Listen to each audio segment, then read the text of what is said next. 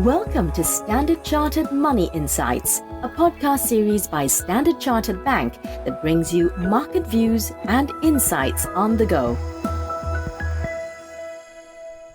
Hello everyone, my name's Manpreet and welcome to Cut to the Chase. Now on Tuesdays we normally focus on currency markets, but before we get there, I wanted to spend a minute on equities.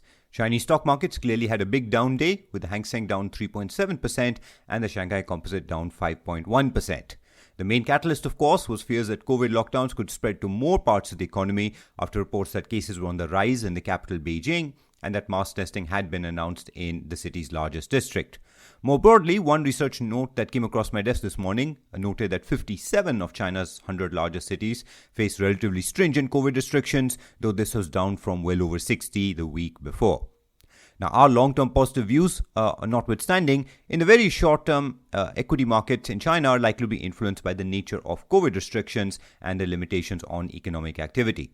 We should, of course, not lose sight of the more positive long-term picture amid this near-term gloom. Policy support for the economy is likely to be forthcoming in our view, but as one report noted, this likely awaits crossing the most acute phase of lockdowns as fiscal measures, like infrastructure spending, tend to be more effective when economies reopen. Now, several technical analysts have also pointed out that the Shanghai Composite is now near a multi-decade support line, which can be viewed as a positive if you view the world through a glass half full lens. Now, against this backdrop, I did want to talk about the Singapore dollar, for which, of course, the outlook for China and China's renminbi is one key input. Little bit of context here. Many of you already know that the Singapore dollar is managed against a basket of currencies of its largest trading partners. This is the main policy tool rather than interest rates because of how trade makes up over 300% or so of Singapore's economy, making the currency more effective as a monetary policy tool rather than interest rates. Now, the specific currencies in the basket are not disclosed, but a glance at Singapore's largest trading partners makes it very likely the top currencies include the Chinese renminbi, the US dollar, the euro, the Japanese yen, and the Malaysian ringgit. Now, Singapore's Monetary Authority recently tightened policy by steepening the appreciation slope of this policy basket while also recentering the midpoint of the policy band higher, slightly greater tightening than markets expected. Now, this is not surprising given the economic data backdrop. In March, for example, headline inflation rose to 5.4%, with core inflation rising to a 10-year high. This follows a pickup in economic activity following the removal of several COVID restrictions, which arguably makes further policy tightening later in the year also likely.